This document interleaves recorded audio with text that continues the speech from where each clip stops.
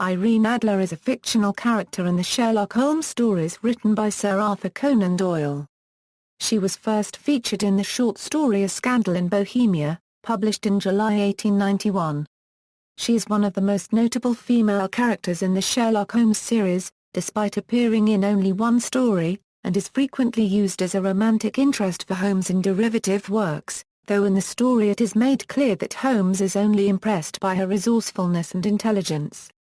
Fictional character biography. According to A Scandal in Bohemia, Adler was born in New Jersey in the 1850s. She followed a career in opera as a contralto, performing at La Scala in Milan, Italy, and a term as prima donna in the Imperial Opera of Warsaw, Poland, indicating that she was an extraordinary singer. It was there that she became the lover of Wilhelm Gottsreich Sigismund von Ormstein, Grand Duke of Kassel-Filstein and King of Bohemia, who was staying in Warsaw for a period. The king describes her as a well-known adventuress, and also says that she had the face of the most beautiful of women and the mind of the most resolute of men. The king eventually returned to his court in Prague. Adler, then in her late 20s, retired from the opera stage and moved to London. On March 20, 1888, the king makes an incognito visit to Holmes in London. He asks the famous detective to secure a photograph of Adler and him together. The 30-year-old king explains to Holmes that he intends to marry Clotilde Lothman von Saxe-Meiningen, second daughter of the King of Scandinavia. The marriage would be threatened if his prior relationship with Adler were to come to light. He also reveals he had hired burglars to attempt to retrieve it twice, and had had Adler herself waylaid, and her luggage stolen, to no avail. Using his considerable skill for disguise, Holmes traces her movements, learning much of her private life and, notably, stands witness to her marriage to Godfrey Norton, an English lawyer. Holmes then disguises himself as an elderly cleric and sets up a faked incident to cause a diversion that is designed to gain him access to Adler's home and to trick her into revealing where the picture is hidden. Adler treats him, as the supposed victim of a crime outside her home, with spontaneous care and solicitude. At the moment she gives away the location of the photograph, she realizes she is being tricked. She tests her theory that it is indeed Holmes, of whom she had been warned, by disguising herself as a young man and cheekily wishing him good night as he and Watson return to the Baker Street flat. When Holmes returns the next morning with Watson and the king to demand the return of the photograph, he finds Adler gone, along with her new husband and the original photo, which has been replaced with a photograph of her alone as well as a letter to Holmes, explaining how she had outwitted him, but also that she is happy with her new husband, who has more honorable feeling than her former lover. She adds that she will not compromise the king and has kept the photo only to protect herself against any further action the king might take. In the face of this and the king's arrogant statement that it was a pity that she was not on my level, Holmes realizes then that Adler was the wrong party rather than the king and asks, when offered a reward by the king, only for the photograph that Adler had left. Character sources. Adler's career as a theatrical performer who becomes the lover of a powerful aristocrat had several precedents. The most obvious is Lola Montes, a dancer who became the lover of Ludwig I of Bavaria and influenced national politics. Montes is identified as a model for Adler by several writers. Closer to home is the singer Lily Langtry, the lover of Edward, the Prince of Wales. As Julian Wolfe points out, it was well known that Langtry was born in Jersey and Adler is born in New Jersey. Langtry had later had several other aristocratic lovers, and her relationships had been speculated upon in the public press in the years before Doyle's story was published. Along with the singer Ludmilla Stubel, alleged lover and later wife of Archduke Johann Salvator of Austria, these were suggested as Doyle's inspiration for Adler in his lifetime. Appearances. Irene Adler appears only in A Scandal in Bohemia. Her name is briefly mentioned in A Case of Identity, The Adventure of the Blue Carbuncle, and His Last Bow. Additionally, in The 5 Orange Pips, Holmes says that he has been outwitted 4 times, thrice by a man and once by a woman, although the story of The 5 Orange Pips is set in September 1887, before A Scandal in Bohemia, which is set in March 1888. Holmes' relationship to Adler. Adler earns Holmes' unbounded admiration. When the King of Bohemia says, would she not have made an admirable queen? Is it not a pity she was not on my level? Holmes replies scathingly that Adler is indeed on a much different level from the king. The beginning of the scandal in Bohemia describes the high regard in which Holmes held Adler. To Sherlock Holmes she is always the woman. I have seldom heard him mention her under any other name. In his eyes she eclipses and predominates the whole of her sex. It was not that he felt any emotion akin to love for Irene Adler. All emotions, and that one particularly, were abhorrent to his cold, precise but admirably balanced mind. He was, I take it, the most perfect reasoning and observing machine that the world has seen, but as a lover he would have placed himself in a false position. He never spoke of the softer passions, save with a jibe and a sneer. They were admirable things for the observer, excellent for drawing the veil from men's motives and actions. But for the trained reasoner to admit such intrusions into his own delicate and finely adjusted temperament was to introduce a distracting factor which might throw a doubt upon all his mental results. Grit in a sensitive instrument, or a crack in one of his own high-power lenses, would not be more disturbing than a strong emotion in a nature such as his. And yet there was but one woman to him, and that woman was the late Irene Adler, of dubious and questionable memory. This memory is kept alive by a photograph of Irene Adler, which had been deliberately left behind when she and her new husband took flight with the embarrassing photograph of her with the king. Holmes had then asked for and received this photo from the king, as payment for his work on the case. Adaptations, books. In his fictional biographies of Sherlock Holmes and Nero Wolfe, William S. Baring-Gould puts forth an argument that Adler and Holmes meet again after the latter's supposed death at Reichenbach Falls. They perform on stage together incognito, and become lovers. According to Baring-Gould, Holmes and Adler's union produces one son, Nero Wolfe, who would follow in his father's footsteps as a detective. Irene Adler appears as an opera singer in The Canary Trainer, where she encounters Holmes during his 3-year death while he is working as a violinist in the Paris Opera House, and asks him to help her protect her friend and unofficial protégée, Christine Daae. Copyright, from the opera Ghost. A series of mystery novels written by Carol Nelson Douglas features Irene Adler as the protagonist and sleuth, chronicling her life shortly before and after her notable encounter with Sherlock Holmes and which feature Holmes as a supporting character. The series includes Godfrey Norton as Irene's supportive barrister husband. Penelope Nell Huxley, a vicar's daughter and former governess who is Irene's best friend and biographer. And Nell's love interest Quentin Stanhope. Historical characters such as Oscar Wilde, Bram Stoker, Alva Vanderbilt and Consuelo Vanderbilt, and journalist Nellie Bly, among others, also make appearances. In the books, Douglas strongly implies that Irene's mother was Lola Montes and her father possibly Ludwig I of Bavaria. Douglas provides Irene with a backstory as a pint-sized child vaudeville performer who was trained as an opera singer before going to work as a Pinkerton detective.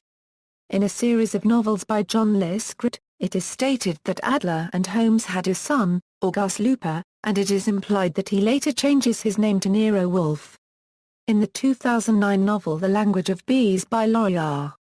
King, it is stated that Irene Adler, who is deceased when the book begins, once had an affair with main character Sherlock Holmes and gave birth to a son, Damien Adler, an artist now known as the Adler. Films. In the 1946 film Dressed to Kill, Adler is mentioned early in the film when Holmes and Watson discuss the events of a scandal in Bohemia. In the 1976 film Sherlock Holmes in New York, Adler helps Holmes and Watson to solve a bank robbery organized by Holmes' nemesis, Professor Moriarty, after he takes her son hostage to prevent Holmes from investigating the case. She is portrayed by Rachel McAdams in the 2009 film Sherlock Holmes. In that film, she is a skilled professional thief, as well as a Dvorka copyrightee. It is known that she knew Holmes prior to the events of the film that could have been a story based on a scandal, as Sherlock has in his possession a photograph of her. She and Holmes are depicted as having a deep and mutual infatuation with each other, while at the same time, she is employed by his future nemesis Professor Moriarty. McAdams reprised the role in the 2011 sequel Sherlock Holmes, a game of shadows in which Moriarty appears to kill her with a poison that imitates the symptoms of tuberculosis, after realizing that she may still maintain her feelings towards Holmes. Holmes receives a handkerchief on which Adler's blood is stained. This is given to him by Moriarty. While heading to France, Watson discovers the handkerchief and Holmes throws it overboard in grief. Stage: Irene Adler was portrayed by Inga Swenson in the Broadway musical, Baker Street, which also starred Fritz Weaver as Sherlock Holmes. According to the liner notes of the original cast album, the story makes extensive use of the story A Scandal in Bohemia. The play opened at the Broadway Theatre, New York City, on February 16, 1965 and ran for 313 performances. The show's book was by Jerome Coopersmith and the music and lyrics were by Marion Grudeff and Raymond Jessel. The production was directed by Harold Prinz. Television and radio: Irene Adler is featured in Soviet director Igor Maslenikov's made-for-TV 5-part film series The Adventures of Sherlock Holmes and Dr. Watson. She appears in the 4th part, based upon the Sign of the Four and A Scandal in Bohemia, in which Holmes and Watson, while waiting for the new information on his current case, remember their encounter with Irene Adler. In the 1984 Granada television series The Adventures of Sherlock Holmes starring Jeremy Brett, the first episode is A Scandal in Bohemia, with Adler being played by Gail Honeycutt. In the 1984 made-for-TV film The Masks of Death, a widowed Irene Adler, played by Anne Baxter, is a guest at Graf Otto von Felsek's country house where Holmes and Watson are investigating the supposed disappearance of a visiting prince. Although Holmes initially considers her a suspect, she proves her innocence and becomes an ally. On radio, Sarah Baddell portrayed Irene Adler in the 7th November 1990 BBC radio broadcast of A Scandal in Bohemia opposite Clive Merrison's Holmes. Irene Adler later appeared in the 1992 TV movie Sherlock Holmes and the Leading Lady, where she was played by Morgan Fairchild opposite Christopher Lee as Holmes. Liliana Komorowska portrayed Adler as a Polish opera singer in the Hallmark Channel's 2001 made-for-TV film The Royal Scandal opposite Matt Frew as Holmes. In an episode of the PBS Kids show Wishbone, actress Sally Nistuanval portrays Irene Adler for the adaptation of A Scandal in Bohemia entitled A Dogged Dispose. In the 10 Lyle Grifter's Job, the Season 4 Episode 2 of Leverage, the character Sophie portrays Irene Adler at the murder mystery Masquerade. In 2007's BBC television production Sherlock Holmes and the Baker Street Irregulars, Irene Adler is the main villain of the piece and one of Sherlock Holmes' archenemies instead of a potential love interest. In A Scandal in Belgravia, the first episode of the 2012 second series of the BBC Sherlock, Irene was portrayed by Lara Pulver opposite Benedict Cumberbatch. A dominatrix who serves high-end clients, she is initially sought to recover incriminating photos she possesses of a liaison between her and a female member of the royal family, along with various other incriminating documents kept in a password-protected phone. Unlike Doyle's original tale, in which she is American, in this version she is English. At the episode's conclusion, she is presumed killed by those she failed to provide with the information, but is secretly saved by Sherlock. She makes a cameo appearance as a figment of Sherlock's imagination in the episode The Sign of Three. In the CBS series, Elementary, Adler is initially an unseen character, mentioned first in the 6th episode as a former love interest of Sherlock. It is later explained that she apparently died at the hands of a serial killer known as M. It was this event that fueled Sherlock's descent into drugs and set in motion the premise of the show. In the 12th episode of the series, Sherlock confronts M, revealed to be Sebastian Moran, and is told that Irene was not killed by Moran, but by his employer, Moriarty. In the episode Risk Management it is explained that Irene was an American art restorer living in London.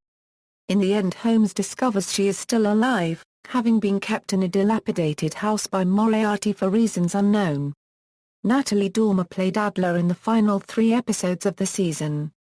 In the last of these episodes she reveals to Sherlock that she is in fact Moriarty herself, having employed a male lieutenant to impersonate Moriarty during earlier conversations and faked her own death to drive Sherlock away from investigating her activities. She drops her American accent, now speaking with an English accent. She considers herself superior in intellect and resourcefulness to Holmes, but refuses to kill him, supposedly because she considers him a work of art. However, Watson concludes that her love for Sherlock is her real motivator. Sherlock and Watson use this to trick her into confessing to her crimes on tape, Watson creating the impression that Holmes has fallen off the wagon once again so that Irene will come to gloat. In the episode The Diabolical Kind, Sherlock and Watson recognize the voice of the kidnapper as Irene, a unregistered trademark former lieutenant. Sherlock makes a deal with federal agents to allow Irene to consult on the case. Irene's former lieutenant obtains Irene's sketches of the suspects. Sherlock notices a code in the drawings and immediately suspects that Irene is in league with her former associate. Sherlock breaks the code and learns the kidnapped girl is Irene, a unregistered trademark's daughter. Irene makes clear that Holmes is not the girl's father. Irene escapes custody, kills the kidnapper and rescues the girl, but almost dies in the process. In the 2013 Russian drama Sherlock Holmes, Irene Adler takes a major role in the series and is portrayed by Lianka Gryu. Notes. External links: A Few Words About Theatres in Warsaw, or Where Sang Irene Adler by Joanna Politanska with Katarina Politanska, Irene Adler, Sherlock, Lupin and I.